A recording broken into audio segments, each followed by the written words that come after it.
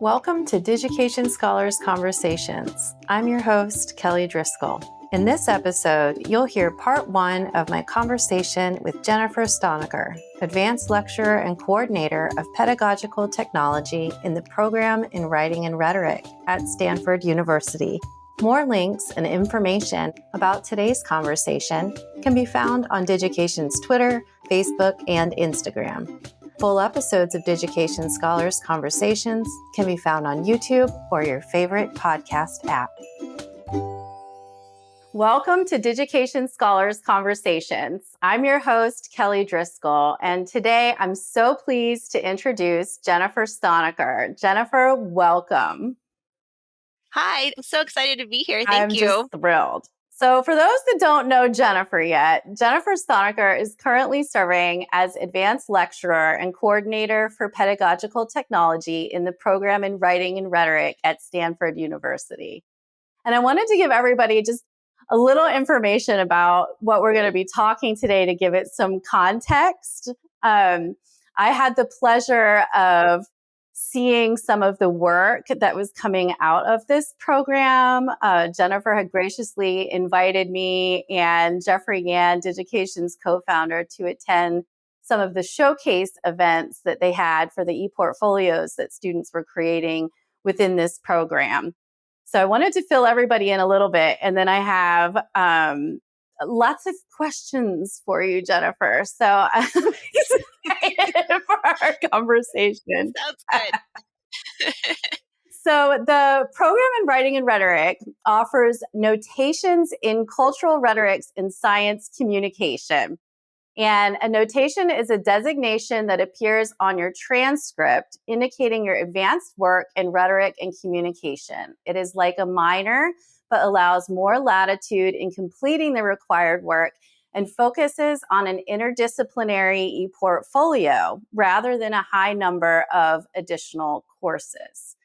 So I'm a bit more familiar with the notation in science communication because of our work together and our work with Helen Chen, and the opportunity, again, to see a few of these very inspiring ePortfolio events over the years. And some of these events that I attended, the students were still really in the midst of building the ePortfolios. And some of these events were more of the kind of showcase that would happen at the completion of their notation, or perhaps very close to the completion of their notation. So first of all, I wanted to mention how unique I found that there was the opportunity to have an outside audience go in and give feedback to the students while they were still building. We don't hear of many schools doing that. Often that kind of feedback is happening more internally. Maybe they're working alongside an instructor or an advisor, and they may be getting feedback from peers within their particular disciplines.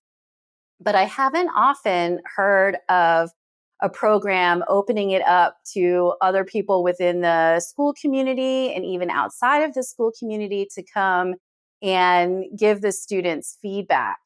So I wanted to kind of start there. I really missed being there this year for your showcase event, and was so happy that we had the opportunity to kind of talk today so that you can share more about your work and the success of the program.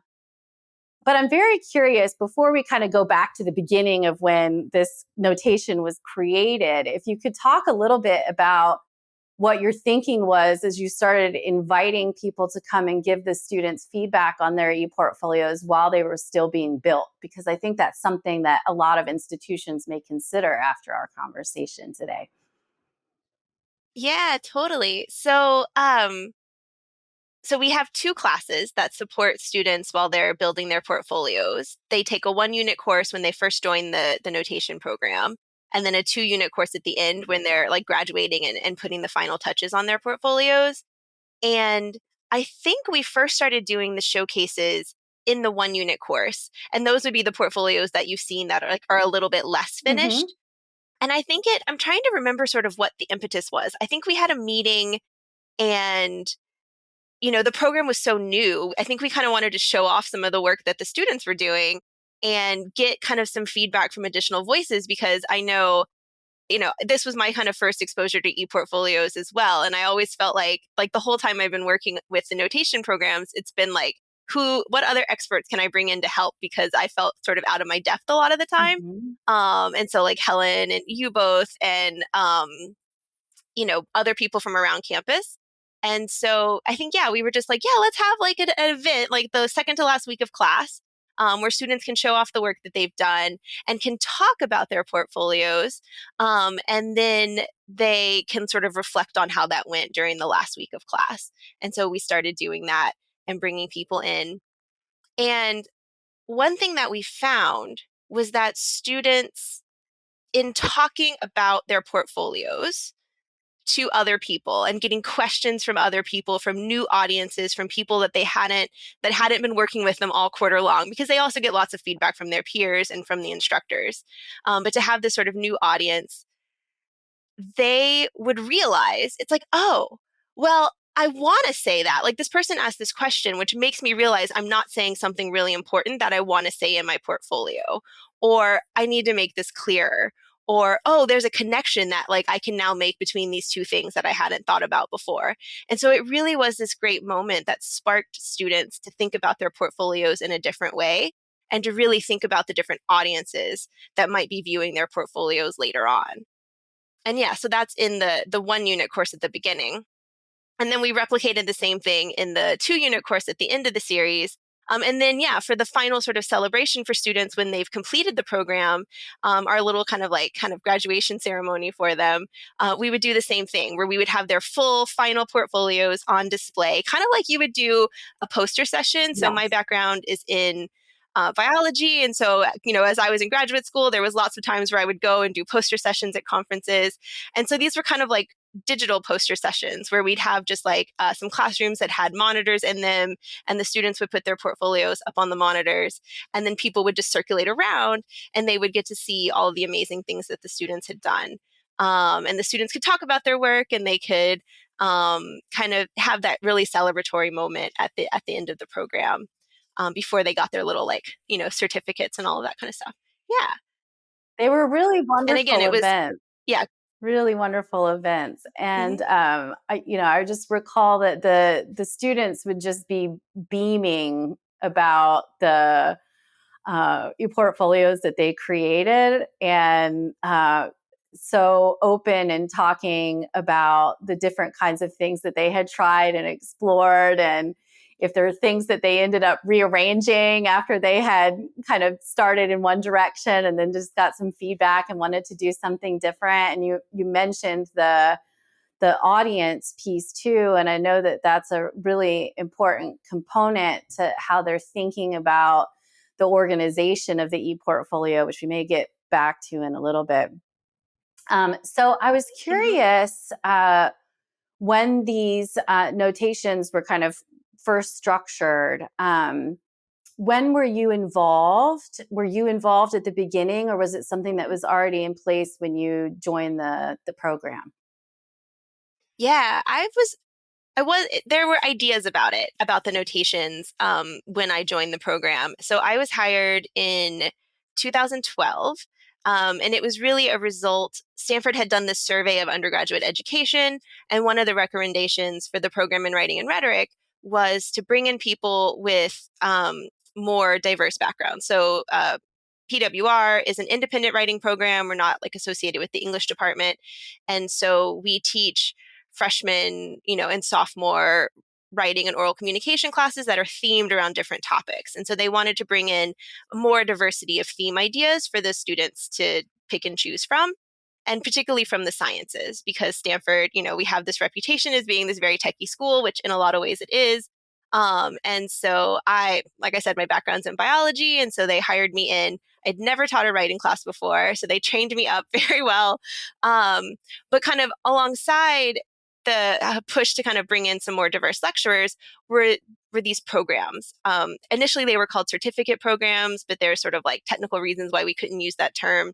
Um, But the idea of expanding the offerings from the writing program beyond just the first and second year into something that would kind of go across a student's time at Stanford and could give them some more specific focused work in a particular type of writing or communication. And there were several ideas for different types of notations. The notation in science communication was the first program that was created. And so I think it got approved by like the higher up university levels in 2013. And the first students were accepted into the program the fall of that year. And then the notation in cultural rhetorics is a bit newer and is really kind of modeled off of the notation in science communication in that it's, like this mini minor and that there's this ePortfolio component. But that program just started accepting students, I think, like in the fall of this academic year. So it's a bit newer. Yeah, I was going to say, I don't remember seeing any of those at the events. So it must be new, but that's really exciting that it's expanding. There's been such a success in one area that it's expanding into the other. So I'm very excited about that too. And I was curious, was the ePortfolio always central to the science and communication notation, or was it something that was kind of brought into that later? Because I know you were mentioning that there weren't all of these extra courses that are usually associated with something like this. So this is quite unique. Yeah, I think so. When I came in, there had been kind of a draft proposal of the program written, and I'm pretty sure ePortfolios were a part of that. And definitely like reflection and thinking about ways to sort of tie together students' work, perhaps like from classes they took with us specifically, but also from other parts of their work at Stanford. And I know the first year when I was in the program, the curriculum committee, we have different committees here in our program, and they were the ones that were really taking this on. And the chairs of that program, they met with Helen Chin, the wonderful Helen Chin, who we're so fortunate to have here. Yes. And she, I think, was very instrumental in kind of pushing us into that direction as much as possible. And I think at the time, Tom Black was the registrar here. Yes. And I think he also was very, he was really looking for ways for students to represent their work while undergraduates that went beyond just their transcripts. And so this also seemed like a great way to kind of tie into some of the initiatives that he was doing. And it really just sort of, that was the direction we took, and we definitely ran with it. Mm-hmm. Yeah. And I was curious if when this was being designed, do you recall any of the conversations about why the interdisciplinary kind of ePortfolio would kind of have that level of impact or weight versus having more courses?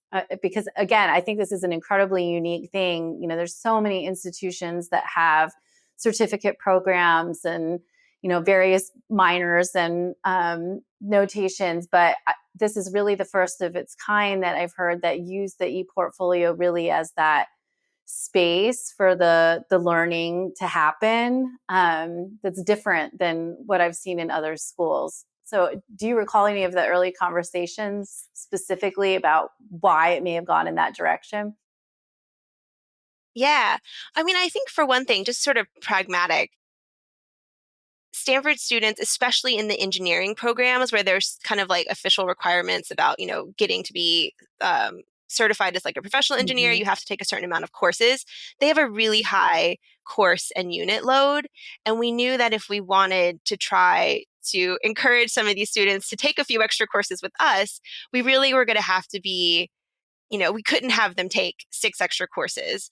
It just wasn't going to fit into their existing major, and they would never be able to take the program or do the notation. And so I think there was that idea of how can we give students a meaningful experience where they really learn something about science communication, but that we're not just talking at them, right? We're not just giving classes where they're kind of being lectured at. How can we help students think critically about the work that they're already doing on campus and use reflection as a way of kind of integrating all of those experiences, and use the program as really that scaffolding to help them think about, okay, I took these like 2 or 3 extra classes in science communication, But I also had this poster that I did for my, bioengineering class, or I worked in a lab, or I volunteered in this, science outreach program. And so how can we bring all of those experiences together, help students link the learning across and see how they've grown over time, how they've taken information from maybe the one class they took with us and then applied it to, a paper they were writing in another class, and sort of um, do some of that work on their own, I suppose, in the portfolio as a way of showing, here's this thing that I've done, here are these skills that I've gained. And then also the other great thing about it is they then have this very tangible thing that they can show to potential employers, to graduate schools, to say, like, I not only have this, notation on my transcript, but also here's all of the evidence of that work and that learning that I've done. And we found we thought that would be really appealing to the science students. That they would sort of have some data to show of the work they had done. Absolutely. And they've always just been packed with examples of evidence of what they've done and incredible stories really about their experiences. And I know that some that I remember had very meaningful stories about why they chose this particular area of study, as well as really what they hope to be their future impact on various communities and the world. And it was just extraordinary to hear them talk about who they were in connection to all of the evidence that they had within all of the ePortfolio pages.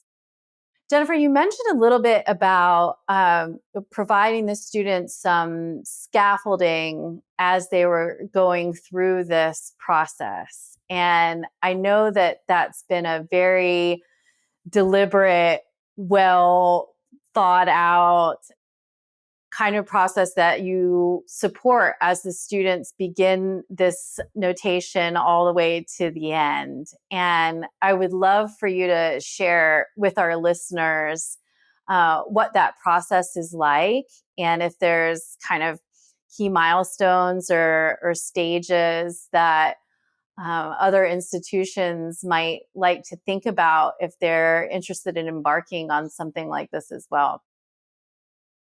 Yeah, totally. I really think that's a big component of the program in Writing and Rhetoric. And I think of a lot of writing programs that um, we don't just sort of give students a prompt and say, go do this, right? But that we really think deliberatively about how to get them to the point we want them to be at, right? That, writing is a scary thing for a lot of people. And, how can we kind of walk them through the steps? Think about the process of writing, and sort of break it down to its component parts so it's less scary, and hopefully more enjoyable. And then it gives them, again, another area of transfer that they can take that process into other classes, because writing a paper for our class is maybe going to be different than writing a paper, for a different class. There's different genres and different disciplines have different styles. And so thinking about what they can bring from one place to the other. And I think that carried over into the notation programs as well, that we weren't just going to kind of say, okay, like, make a portfolio, we'll see you in 2 years. Yeah. But that we really wanted to have courses that helped them think about reflection as a process, think about the process of building the portfolio, and really supported students on the way. And so, like I said, we have this 1-unit course at the beginning where students meet for an hour once a week. And initially, we would have them build a whole portfolio kind of from scratch. Now we use more of a template. And so they have to kind of fill out 4 different pages. But we kind of go through the process of curating artifacts, which, as you said, they're sort of packed full already. And we do spend a lot of time on curation. Like, you can't put, 20 things in this portfolio, maybe like 10 or 6. Really highlight sort of things that you want to highlight, not everything that you've done. And that can be hard for some of the students too. So yeah, thinking about curating, thinking about reflecting, and thinking about making connections between the different experiences. And so, and storytelling, right? Thinking about, like, what is the story that you want to tell about yourself? And what sort of is the identity that you want to present about yourself as a science communicator? And so we sort of practice that in the 1-unit course at the beginning, using this templated portfolio. And then we do kind of send them out a little bit into the world. They take kind of the rest of the science communication courses that they need to take, and then they come back in senior year, and we have this 2-unit course in winter quarter where it's really like intensive portfolio building. Like they kind of start from, they do this whole process again of like kind of reflecting on their identities, of sort of thinking about the story they want to tell in their portfolio, of gathering the artifacts that will help them tell that story and that illustrate that story, and then sort of making the connections between everything, putting the final touches, getting feedback from lots of different sources. And so that's kind of the bookend. Those 2 classes really bookend the program. We have been talking most recently about doing some workshops kind of in the middle. This is always something that we've wanted to do, but just for time, we've never really been able to kind of get it together. But having things like maybe in spring quarter, have a little like, pizza and portfolios afternoon or evening where students can come and like think about the work they've done that year, maybe like highlight some key artifacts that they want to make sure they hold on to, before they go off into summer and kind of forget about the work they've done that year, maybe do a little bit of reflecting. So that would be something that we might start doing kind of in the middle. But students also have advisors. So they have one advisor in the program in Writing and Rhetoric, and then they choose one advisor from their kind of major or disciplinary field to give them feedback. And so they can always, we encourage them to meet with their advisor at least once a year and just kind of talk through where things are going, think about maybe what courses they might need to take or what experiences they might want to kind of do so that they can pull those things into their portfolio. So sometimes those are kind of reflective looking back, but oftentimes they're more reflective looking forward, thinking about, what maybe, is there like something that's missing that I want to add to make sure I have that experience to represent in my portfolio, and also just to like build up my skills in science communication. Yeah. Excellent. And you mentioned an important point about curation as you were talking about the process, and that the students do have so much work that they may want to include. So, what are some of the kinds of, I don't know, coaching or consultation or support that you give students to kind of guide them through the curation process? Because it's not easy. It really isn't. Yeah. No, I've had many meetings with students where they're like just sitting in my office and post-it notes. We use a lot of post-it notes, which I think maybe is like a D school, design school thing here from Stanford. They're very post-it note oriented. But we use a lot of post-it notes of like shuffling different things around. And yeah, I've definitely had lots of meetings with students where it's just like, I have 30 things that I could talk about, like, and I want to try to pick just a few. What we do in the 99A, well, I guess we do it now maybe just in 99B, the second course for seniors, what we do first is we tell students really like think expansively. What are any possible artifact that you could include from across your time at Stanford? And that again can be things that they've done in class. It could be extra or co-curricular things. It could maybe even be things that don't on the surface seem very science communication heavy, but may have been just impactful to their learning in some way. And so we just try to get them to get a list of like 20 or 25 different things. And then, yeah, in class, we have them write them out on Post-it notes. In COVID times, we would use Jamboards. And actually, which a lot of students prefer that because then they have that like electronic record of it. And it also wastes less paper in terms of all of these like Post-it notes everywhere. But I like the kind of tactile of having the Post-it notes. And so they have all these Post-it notes written out. And then there's actually this great science writing book called The Science Writer's Handbook. And it's got different chapters that are sort of different science writers have contributed to. And it's great for sort of talking about the process of science writing, but also some of the kind of more professional aspects of it. But there's one chapter by a science writer named Michelle Nijhuis, and she talks about she's talking about how do we organize like longer form science articles, like science feature articles for a magazine or for, newspapers. And she introduces this idea of like the 7 basic plots. So like, comedy, tragedy, voyage and return, overcoming the monster, like all of these sort of basic tropes as ways of thinking about organizing a science feature article. And we've sort of adapted that to our artifact curation. So what we tell students is to pick one of these like story tropes and then pick, 6 or 10 artifacts that would help you tell that story about yourself. And so, overcoming the monster, right? Like, here's how my work, here was a big challenge that I faced, and here's how I've overcome it, and here's how my work has improved, now in my senior year, this is what I can do.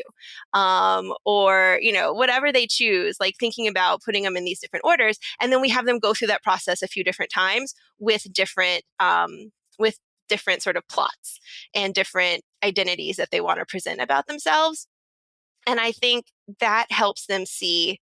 Sometimes students really want to get locked into that first one that they do, but forcing them to think about different options and to think about different ways they can arrange their artifacts, different combinations of artifacts they can include. It just sort of opens up the possibilities to them about different stories they can tell about themselves.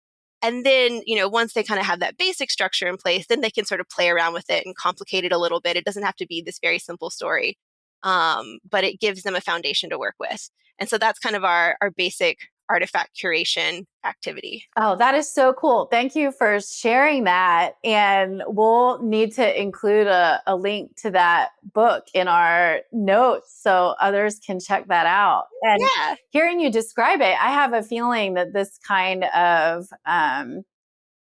storytelling ideas would be helpful even beyond the discipline of the sciences. So that is very, very cool. And it also reminds me, actually, I think number one, it's a point to why some of these stories within their portfolios were so engaging.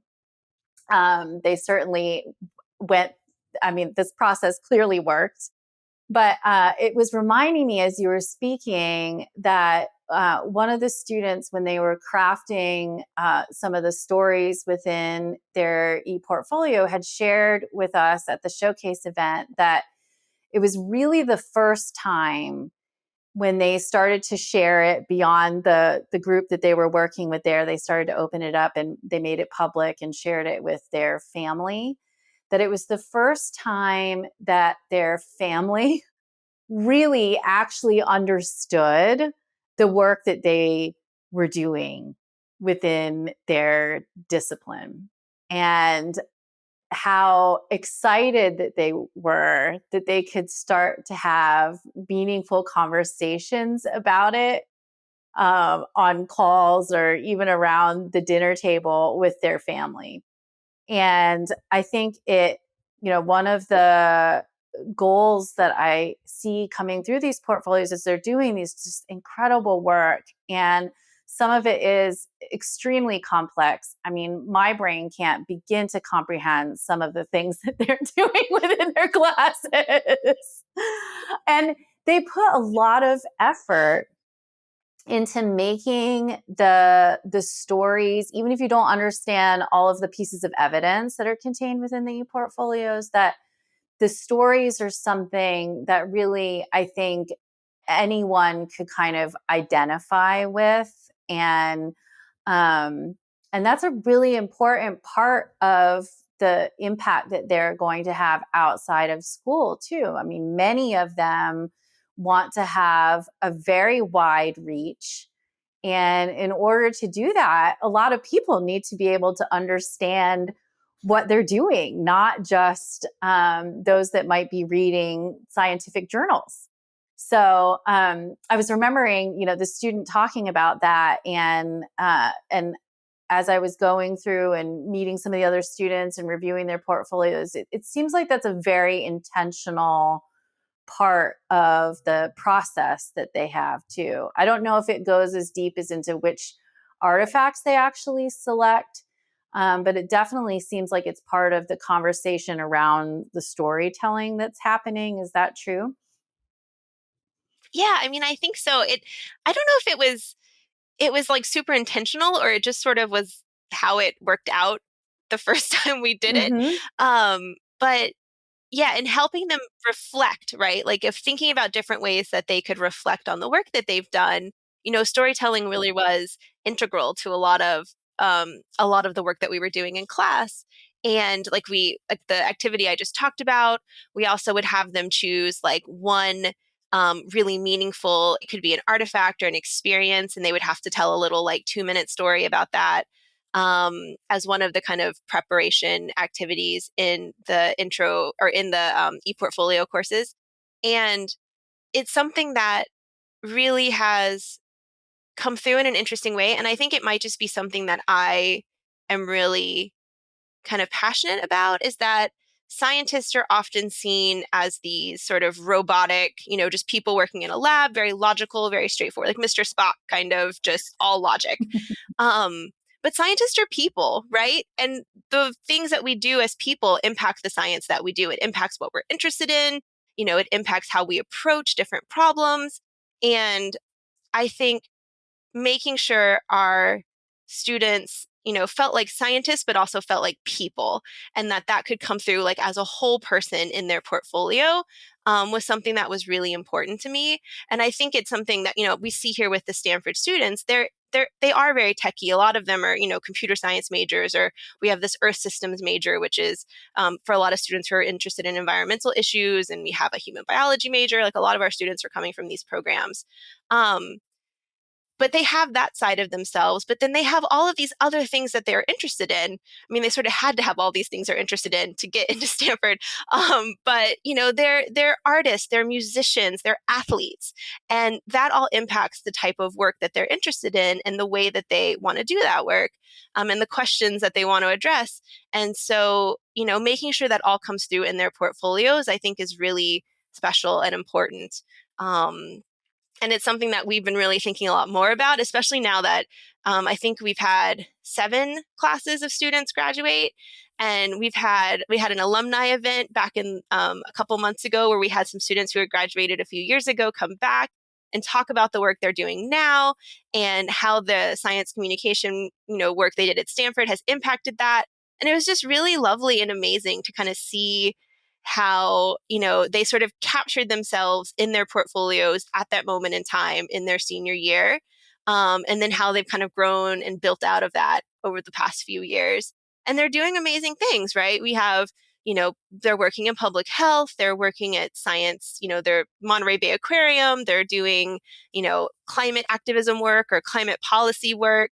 And it's just really, it's interesting to hear them talk about themselves even, 3 or 4 years later, because it definitely seems like the kind of ideas they set down on the page in their portfolio really helped them kind of jump off into that next sort of next step of their career. And we're hoping to maybe do some interviews with them and kind of start to really see how the portfolio is kind of connected to the work that they do later on and the identities that they've created about themselves. But that's kind of early stages still. So. I hope we can stay in touch about that. That sounds really exciting. This concludes part 1 of our conversation. To hear part 2, be sure to subscribe to Digication Scholars Conversations on YouTube, iTunes, Spotify, or your favorite podcast app. Digication Scholars Conversations is brought to you by Digication, a technology platform powering the most innovative ePortfolio programs in K-12 and higher education. Our website can be found at digication.com. If you enjoyed today's conversation, please like, subscribe, and share with a friend. Thanks for tuning in.